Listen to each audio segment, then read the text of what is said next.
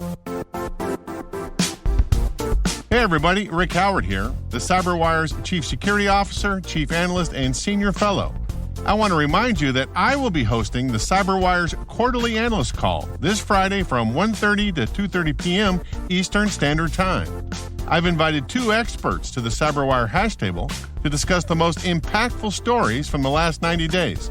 Roselle Safran, the CEO and founder at Key Caliber, and William McMillan, the former CISO for the CIA and currently the SVP of Security Product and Program Management at Salesforce. And you all know as regular listeners that cyber news comes in fast and furious and in large volumes. It's hard to tell what's important and what's not. In this show, we're going to hit the pause button and try to figure it out. Come join us. It's always fun and you might learn a thing or two. You can register at the CyberWire's website. Just click the register button at the top of the page that says CW Pro Q3 Analyst Call. And I hope to see you there.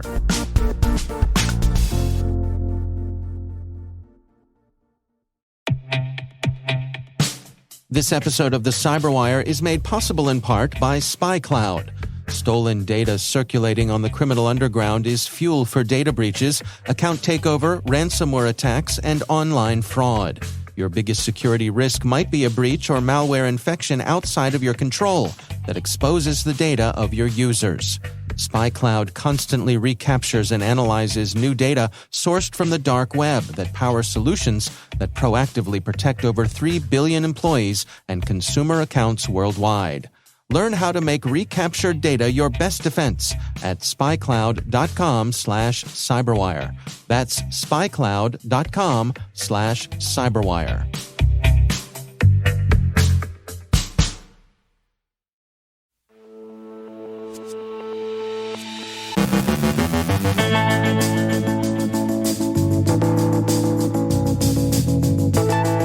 Unrest in Iran finds expression in cyberspace.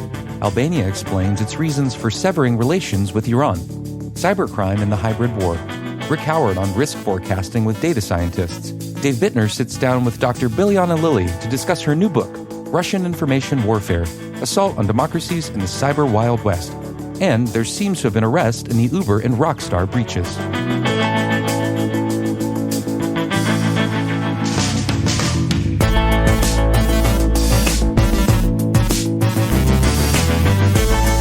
From the CyberWire studios at Data Tribe, I'm Trey Hester, filling in for Dave Bittner with your CyberWire summary for Monday, September 26, 2022.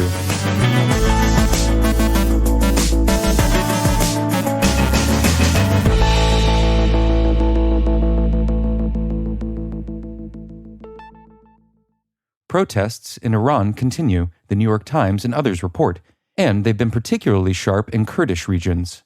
The proximate cause of the unrest was the death of a young woman in the custody of the morality police.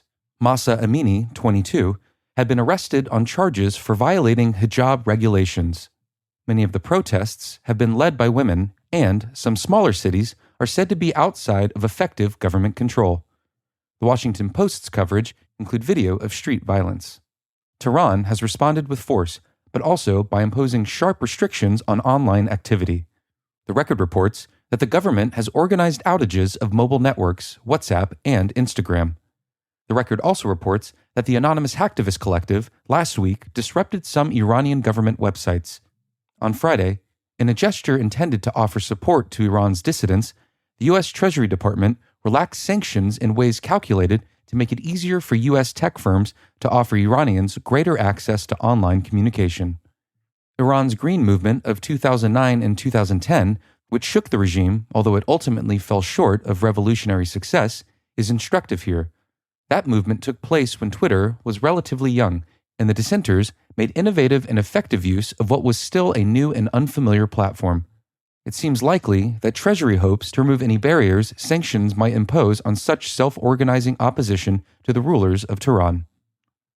The Washington Post this week interviewed Albania's Prime Minister Edi Rama on his government's decision to sever diplomatic relations with Iran over Tehran's large-scale cyber attack against Albanian IT infrastructure. Rama told the Post, quote, "Based on the investigation, the scale of the attack was such that the aim behind it was to completely destroy our infrastructure back to the full paper age, and at the same time wipe out all of our data. Our sense now is first, that they didn't succeed in destroying infrastructure. Services are back. Second, data. Yes, they took some, but practically not of any particular relevance." End quote. He characterized the cyber attacks as aggression, not as destructive, of course, as bombing, but of comparable intent, incomparably inadmissible under international norms.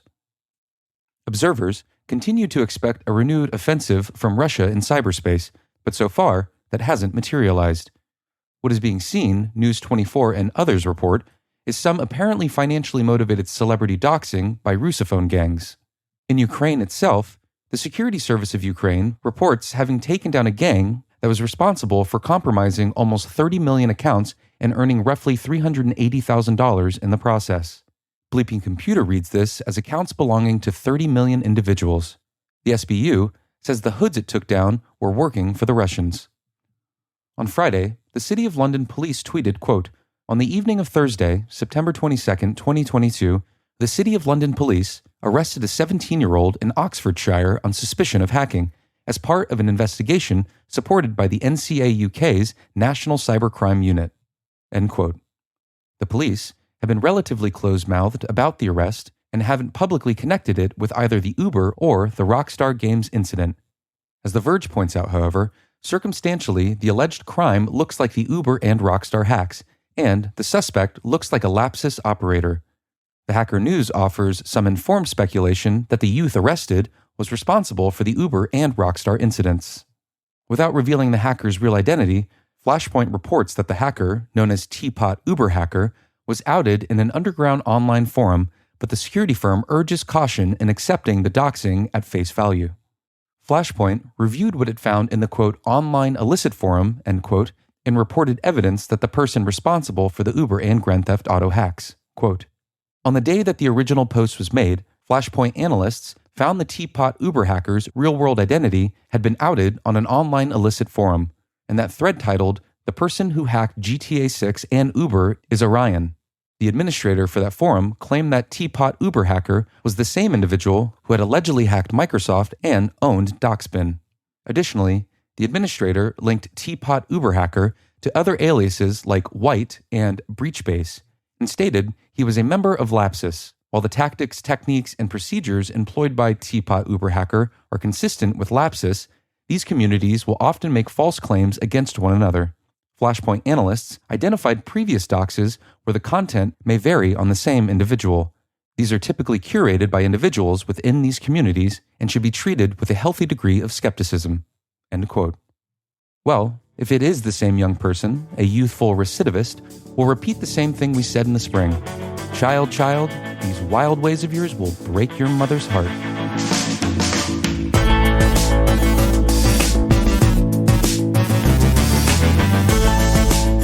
Coming up after the break, Rick Howard on risk forecasting with data scientists, and Dave Bittner sits down with Dr. Bilyana Lilly to discuss her new book, Russian Information Warfare, Assault on Democracies in the Cyber Wild West. Stick around.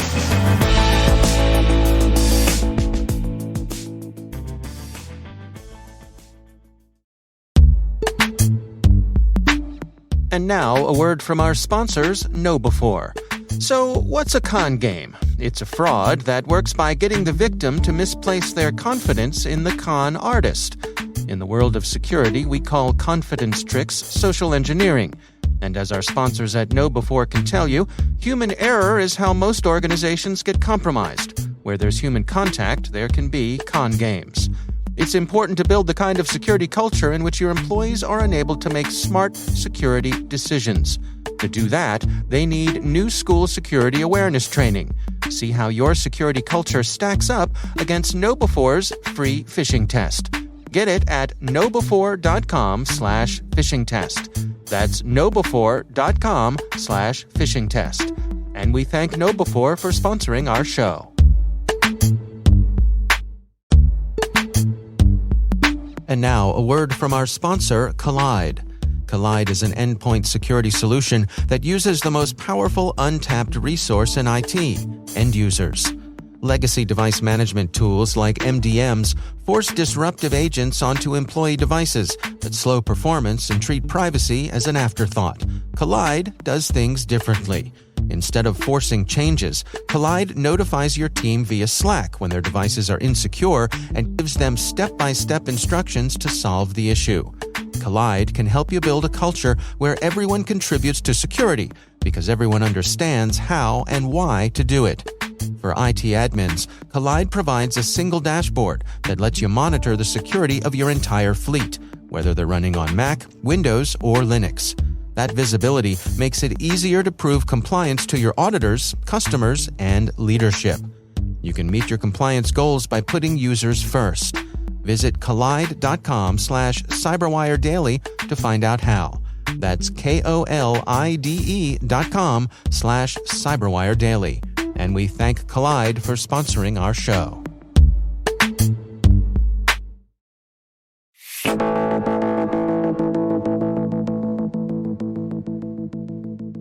Dr. Bilyana Lilly is Director of Security Intelligence and Geostrategy at Krebs Stamos Group. She's author of the newly released book Russian Information Warfare: Assault on Democracies in the Cyber Wild West. The elections in 2016 happened, and we saw Russia's interference in the elections, and we started to learn more and more about the different activities that were associated with Russia's interference during the elections. And we saw, if you remember, Dave, there were two APTs, APT 28 and APT 29. They breached the networks of the DNC, the Democratic National Committee. They exfiltrated data strategically as the election season was unfolding. And at that time, it seemed to me like the U.S. government was not prepared to address that particular interference and the hack and leak operation. That's how we learned to call it afterwards. And we were rather reactive in our responses and in our management of the situation. And what's even more interesting is before the elections and after the elections, we learned a lot more about the other activities that the Russian government has been sponsoring, like the disinformation operations, the trolls and bots on social media, the troll farms in St. Petersburg and other locations. We also learned that the Russian government has sponsored rallies in different states throughout the United States for and against the different candidates. So the range of activities was vast, and we didn't have a clear picture as we were going into the election season in 2016. So I wanted to understand, after that experience, where else has the Russian government used similar tactics to interfere in democratic processes, and what can we learn from them so that next time this happens in the US, we can be better prepared to address it? Well, how do you describe the current state of Russian information warfare? I mean, how do they go about doing the things they do? That's a great question. So it's definitely evolved. When I discuss what information warfare is in essence, I always refer to the Russian Doctrine of Information Warfare. They published a document in 2011 where they provided an official definition of what information war or information warfare is. The term that we roughly translated as information warfare, but in Russian, the term also may mean information struggle. It's информационное противоборство. And it is described as constant confrontation between states, and that confrontation is conducted during war and peace for the purposes of eroding the decision-making apparatus of the adversary and eroding its capacity to conduct command and control operations. And it's also conducted for the purposes of inflicting damage on information systems. So there is an element of using cyber operations to inflict damage on your networks and your systems, but also using psychological operations to inflict damage on the mind of your adversary, on the decision-making apparatus, but also on the population. So those are the elements of information warfare that are the core in Russia's modern version of warfare. But then, in addition to that, there are a lot of Russian military scholars that have tried to describe, okay, how do we really operationalize this theoretical concept on the ground? And in addition to psychological operations and cyber operations, some scholars argue that to conduct information warfare, we have to also consider the associated operations such as sponsoring of protests, coup d'etats, assassinations, economic sanctions, political pressure, and all of those activities together are associated with information warfare and help the Russian government to conduct it. So this is how I would describe the term. And how do they compare to their peers when we look around, the globe, other folks who are engaged in these sorts of things? How does Russia rank? I think Russia has a very good culture of already conducting specifically the types of hack and leak operations that we saw in 2016, and the point where in the way they integrate cyber operations and strategic messaging campaigns or disinformation, because they have units that do this together, like, for example, the GRU, or Russian military intelligence. And they are very good at doing that. And we have some examples in Ukraine. We have other examples in countries outside of the United States as well.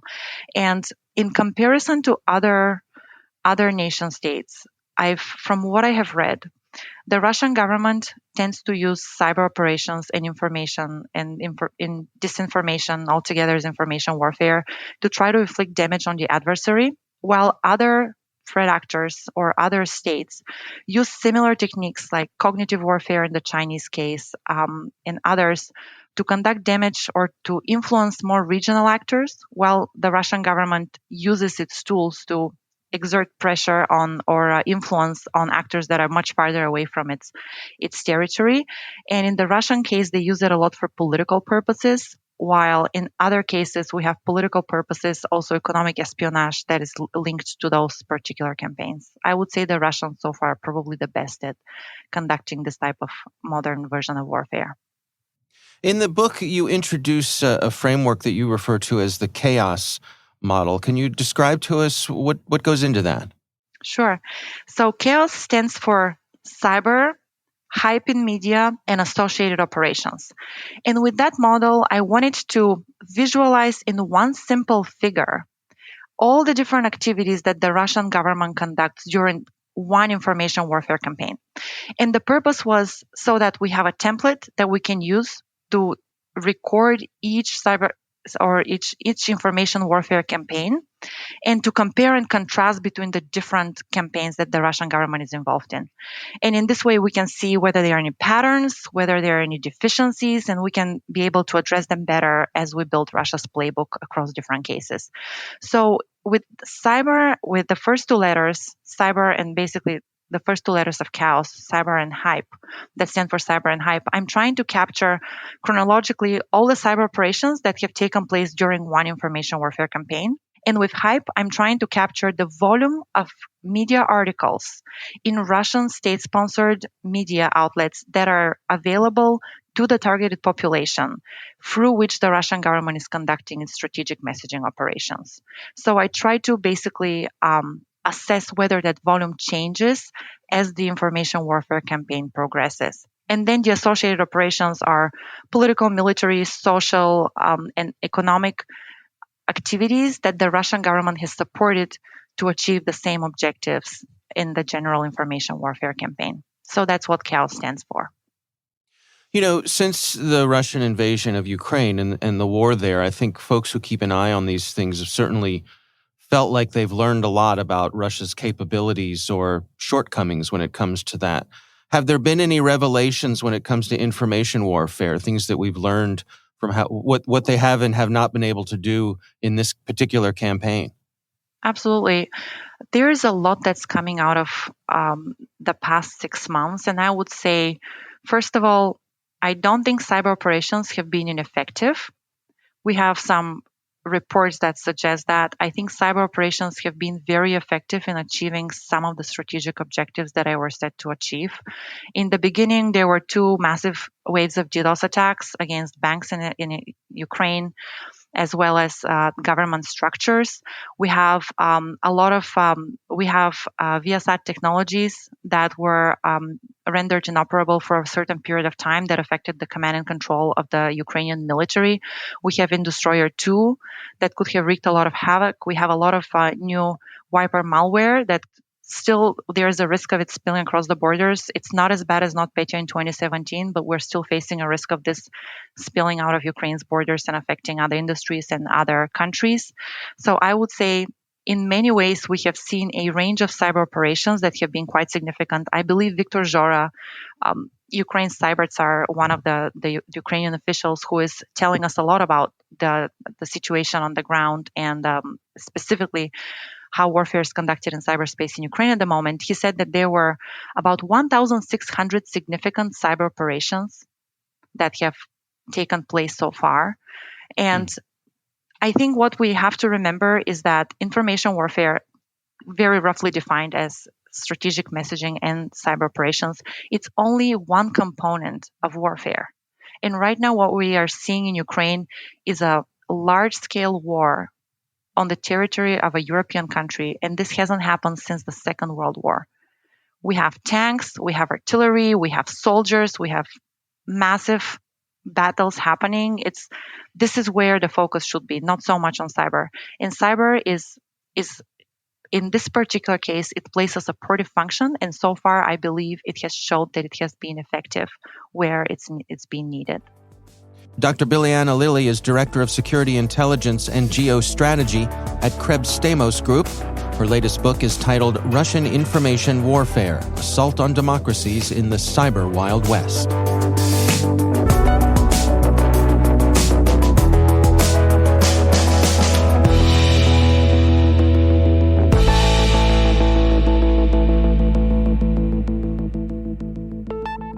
And it is always my pleasure to welcome back to the show Rick Howard. He is the CyberWire's Chief Security Officer, also our Chief Analyst and bottle washer. And Rick, I was looking at the call sheet this morning, and I discovered that Season 10 of CSO Perspectives Pro is coming to an end this week. There's much wailing and gnashing of teeth about that. We're going to have to wait an entire month for Season 11 to start, and that is a shame because you and your army of interns have really hit your stride this season, in my opinion. I appreciate that, Dave. Yes, and we may have to double the interns' bread and water rations down in the underwater sanctum sanctorum, okay, because, they deserve it. Okay. So this season, we kind of blew by our 100th episode. We covered another tool from the MITRE ATT&CK folks called Attack Flow, which I really like. We talked about the fintech ecosystem, and then we had a detailed discussion about two first principle zero trust tactics: privileged access management and crisis planning. And we finished up with a mini 4-episode series on forecasting cyber risk that I'm really proud of, right? And this last episode in the series, I talked with two data scientists from a company called Scientia about the current state of cyber risk forecasting. Their names are David Seversky and Wade Baker, who, Dave, I think you may know him. He was one of the founders of the Verizon Data Breach Report many years ago. And so these two guys have some risk forecasting cred, as they say. So it's a good interview. Well, I see the name of this episode is Two Risk Forecasting Data Scientists and Rick Walk into a Bar. That seems appropriate. Perfect title there. I appreciate that. Yeah, exactly what it is. Well, congratulations on putting to bed another season of CSO Perspectives Pro. What is going on the public version this week? Yeah, this episode is from the November of last year, and it's the inaugural episode of the Rick the Toolman series, where I explain in simple terms that even senior security executives like me can understand the tools that their InfoSec teams are using on a regular basis. I just want to note here that Rick the Toolman sounds suspiciously like Tim the Toolman Taylor from the long-running 90s TV show Home Improvement. Is that what we're going for here? Yeah, it looks like I've been had. Yes, I myself was also a big fan of the series, and the way the show star Tim Allen used his ape-like grunts to express his confusion or joy or whatever he's talking about, that kind of appealed to me. And I'll just say that I may appropriate those grunts in the Rick the Toolman series. Just saying. And so for this episode, we're explaining one of my favorite tools, the MITRE ATT&CK framework.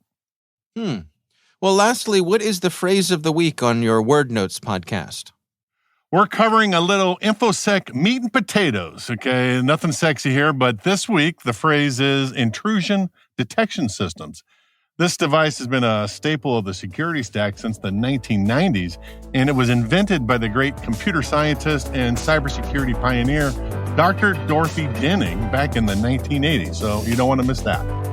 All right, well, we can check it all out. CyberWire Pro is on our website, thecyberwire.com. Rick Howard, thanks for joining us. Thank you, sir.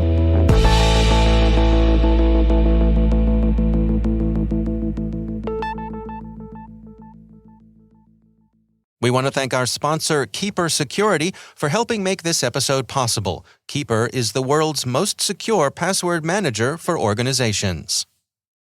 Funding for this podcast is made possible by MWise, the Mandiant Worldwide Information Security Exchange, a new vendor-neutral conference event for security practitioners from Mandiant. Gather intel and learn best practices from security experts. October 18th through the 20th in Washington, D.C., or online. Learn more at mwise.mandiant.com.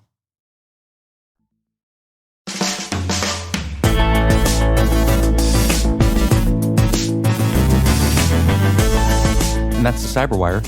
For links to all of today's stories, check out our daily briefing at thecyberwire.com. The CyberWire podcast is proudly produced in Maryland out of the startup studios of Data Tribe, where they're co-building the next generation of cybersecurity teams and technology. Our amazing CyberWire team is Elliot Peltzman, Brandon Karp, Eliana White, Farouk Prakash, Liz Irvin, Rachel Gelfin, Kim Nodar, Joe Kerrigan, Carol Terrio, Ben Yellen, Nick Felecki, Gina Johnson, Bennett Moe, Chris Russell, John Petrick, Jennifer Iben, Rick Howard, Peter Kilpie, and I'm Trey Hester, filling in for Dave Bittner. Thanks for listening. We'll see you back here tomorrow.